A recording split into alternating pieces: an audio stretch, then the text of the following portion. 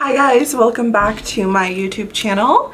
My name is Diana and today we're going to continue the series on the 12 houses and we're at the 9th house already. So before I get to talking about the astrology 9th house stuff, please know that you need to know your time of birth in order to use the 12 houses on Cafe Astrology, Astro Theme, and get your birth chart done if you know your time of birth. If not, ask your parents or something, or look on your birth certificate. Okay, so today we're gonna move along and talk about the 9th house. It's one of my favorite houses of astrology. I love Sagittarius energy. I love 9th house energy. I have like I have 4 planets in Sagittarius. I have my Pluto, Mars, Jupiter, and Venus, and they're all tightly, well, Venus, Mars, and Jupiter are all tightly conjunct in my chart in Sagittarius, and then my Mars and Jupiter are heading into my 9th house. So like this house also hits home for me a little bit. And today I'm kind of just gonna go over what the 9th house means, what it means if you have like all the planets in the 9th house and all of that. So yeah, let's go ahead and get started. The 8th house is all about this shit that happens in your life, this crisis that you hit. The 9th house is about the meaning of those things. It's about what comes next. 9th house is still in the relationship quadrant of the 12 houses, which is the 7th, 8th, and 9th. Are your beliefs gonna match up after marriage, or do you guys did you guys realize that you guys believe separate things? So the 9th house still has meaning in regards to relationships as it's in the relationship quadrant, but just reminding back a little bit to shit that happens in your life. If the 8th house is all of that shit that happens, the 9th house is gonna kind of tell you what happens after that, what journey you take after you've been transformed. If during your crisis you found Jesus, it's gonna tell you about, your religions. It's gonna tell you about, maybe after you hit the fan, after shit hit the fan, you realize, fuck, I have to go back to school and study to make more money, and you pursue a higher education. It's about journeys. You're like, you know what? I've been living my life and shit. I've been so depressed for the past 2 years. I'm gonna go on a trip. I'm gonna fly around the world, meet new people, and it's definitely your faith system. I mean, it's where your faith hits home and you find religions that really speak to you. So again, it revolves all around your beliefs. So it's also where you ask yourself questions like, what am I? Who am I? Why am I here in this world? Like, what is my purpose? That's like the 9th house. And it's funny because once you find your purpose, you can work on that and it leads you to the 10th house, which is your midheaven, and you can start a career off of that. The 9th house is pretty cool. And the 9th house is all about like the bigger picture. It's about finding meanings to things. Like, forget all about that factual, analytical 3rd house, like, above the surface things. This is like, really understanding things on a bigger level. It's higher learning, it's higher knowledge. That's why the 9th house is all about like after high school. Like the 3rd house is preschool through high school, where you were learning about mathematical formulas and how to fucking write and all of that stuff that was just for you to be able to function in society and know how to read, but it didn't really teach you meaning. Once you go into college and you figure out what you want to do and what sparks joy in your heart, then you come across professors and people that can teach you deeper meanings of things off of what you want to pursue. I'm very Sagittarius, so I've been lucky to meet people and have professors in life who really taught me things. Like, I took this religions class and it really spoke to me, like, learning about Buddhism and Islam and Christianity on a whole much deeper level. And the thing is that I wouldn't have been able to get that type of education in high school. You know, it really, and it wouldn't have probably spoke to me then at the level that they teach it in college. College, universities, you know, getting certified in a degree after high school, you know, it's a different type of education, especially as you get further and further up. It's really what you want to do, and you choose your path. The sun is your ego. So when you put that in the house of Sagittarius and Jupiter, that means that your ego can really be expanded by things that you learn. You're naturally a student of life if your sun is in the 9th house. So you'll have a lot of, you'll probably be prone to, you know, wanting to go to school, wanting to learn more. But the more that you learn, it's possible that the more your ego gets kind of like inflated as far as what you know. So you may think you're better than everybody else because you've traveled to lands across the world, because you went to the best universities, or you really put work in college and you're kind of like a show off about all the college work you're doing. So that could be the problem with the sun in the 9th house. But at the same time, the sun lightens up any house it's in. So you're kind of going to be Sagittarius-like in a way, where you take pride in your optimism and the way that you see life and how life is full of joy. You're the type of person that can probably let loose and, you know, be in the moment. And you also have like this curious personality that, you know, you want to like learn as much as possible from the people that you meet. Your beliefs are, your ego is tied to your beliefs. So if anybody tries to challenge what you know, your beliefs, you're definitely not afraid to put your 2 cents in. Moon in the 9th house. Okay, so the moon in the 9th house would mean that you have probably had a lot of influences in regards to religion and philosophies and the way that, and morals, and the way that you live your life in early childhood. Like maybe your parents really forced some religion on you and you're really like sensitive to that. So it probably was more your mother, or because the moon represents your mother, or your mother was, or your mother's side of the family were really religious and philosophers and maybe free hippies or something. But either way, your emotions are kind of tied to your beliefs a lot. And if anybody challenges your beliefs, it's like you're very sensitive to that because you feel strongly that your beliefs are true. Because the moon is like very up and down and phasal, and it can be all over the place, and it's in Sagittarius, and, or I mean, sorry, if it's in the 9th house, it could mean that you have this need internally to wander around like without a plan, in search of something or some idea, some belief, some philosophy, you know, that will fulfill your emotional needs as far as, you know, faith and stuff, the deeper meanings to things. And until you can quench that thirst, you're really not going to be satisfied. And if you have the moon in the 9th house, have a plan. If you want to go to school, figure out before what you really want to do, because otherwise you're going to be all over the place. Or if you want to travel, figure out what it is you want to get out of that traveling, even though it's uncomfortable, because moon in the 9th house people are not the most organized or analytical people. The 9th house. Okay. Mercury in the 9th house means that you want to enlarge your mental spectrum, but in a more analytical way, because it's Mercury. So you want to know and learn about the different types of gods and, you know, power above. You can really hit the books and research deep when it comes to religion and philosophy and, like, you know, mythology and all those things.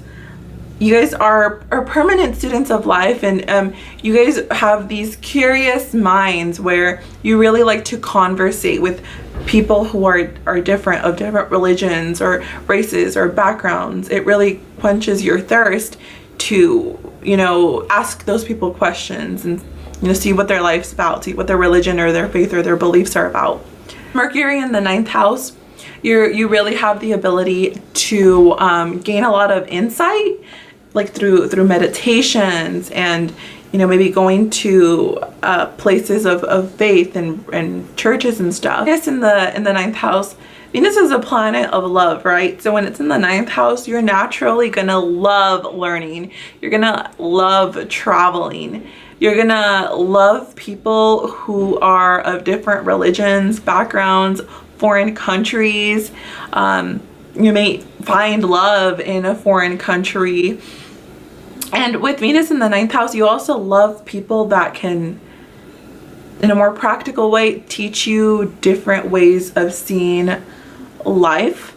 You may have the hots for your teachers with Venus in the 9th house. Love people who have larger than life personalities. Mars in the 9th house. So my Mars is almost in my 9th house, so I kind of resonate with this, and it's in Sagittarius too. So with Mars in the 9th house, Mars is like the planet of the warrior, so it naturally is going to be a defender of its beliefs. Mars has the drive and the willpower here to learn about different things and you know, experience life, but once it, you know, once the person with Mars in the 9th house understands what it is that really they believe and really resonates with them, if somebody, you know, battles them about it, they get really defensive. And it's like with astrology, like I freaking love astrology and I think it's life. And if somebody tries to you know, bash astrology, it really pisses me off. With Mars in the 9th house, you are gonna be like humorous, and you can always know if you're around somebody with Mars in the 9th house or Mars in Sag when they fucking laugh, because they fucking have a contagious ass laugh. You guys, I think my laugh is a disease, I swear.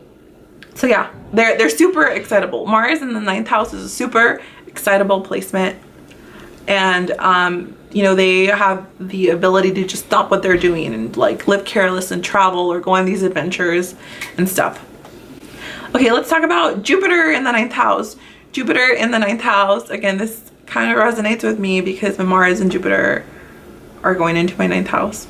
And I'm in, yeah, they're in Sagittarius. So Jupiter means that you have, in the 9th house, Jupiter's at home. So it means that you'll have a larger than life personality. If you just, you'll have luck. And if you decide to pursue school or travel and stuff, you'll have luck in those areas.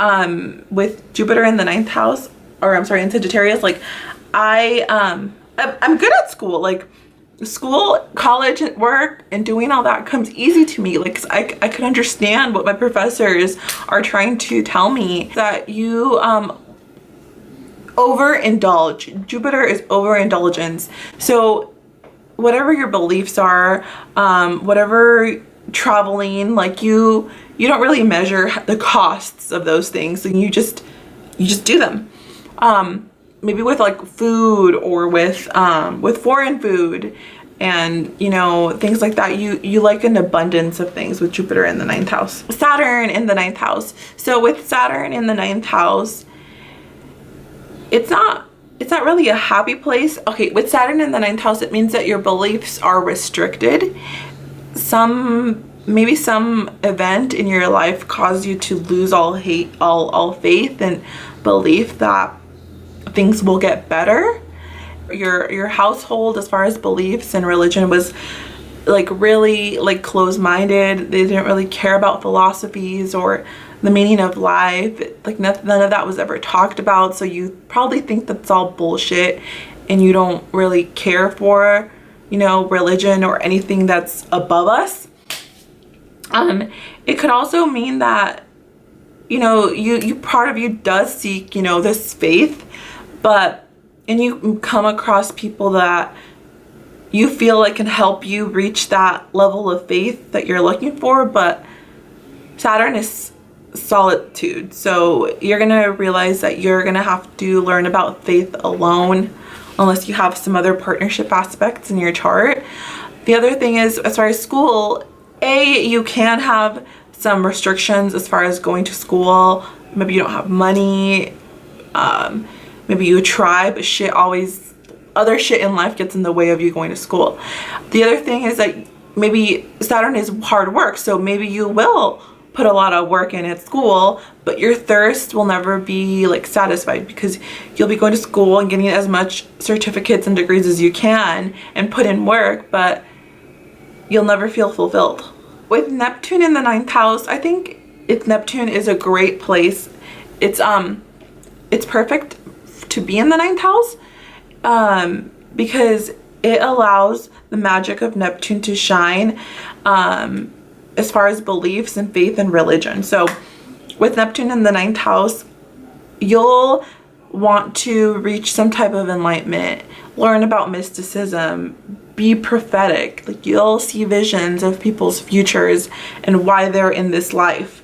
But your future is not so clear. You wouldn't know what you're here for, and that's probably causing you a lot of freaking confusion and causing you to get so excited when you learn about a new faith or a new belief.